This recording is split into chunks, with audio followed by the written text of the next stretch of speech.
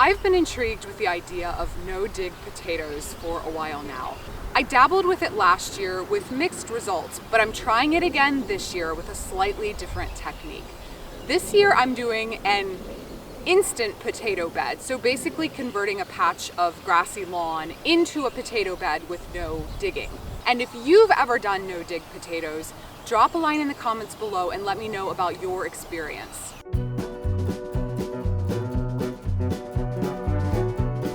My first step was to lay down flattened cardboard boxes with all the tape removed to cover the entire spot that I wanted my new potato bed to be. You could do something similar with a thick layer of newspaper. Next, I added a layer of leaf mulch. This step wouldn't necessarily be needed, but I have a ton of leaf mulch lying around and this seemed like a good way to use it up. Next came the soil and compost. Ordinarily, I prefer to buy these materials in bulk because the price is usually better and I can avoid all the plastic waste. But I haven't been able to make a trip to my supplier yet, so I had to make do with the bagged stuff. I added several layers of both the compost and the soil, spreading them out evenly as I went until they were several inches thick.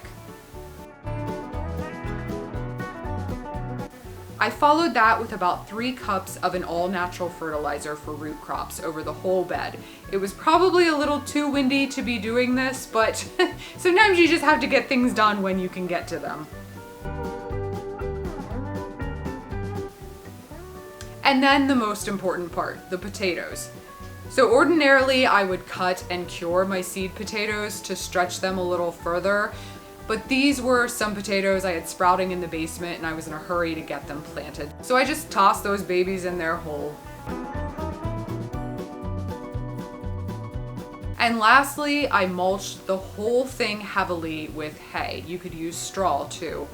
And we've got rain in the forecast, so I did not bother watering these. If you were doing the same thing and it was going to be dry for a long time, I'd probably just take a couple passes over the whole bed with a gardening hose. But I'm just gonna let nature do its thing.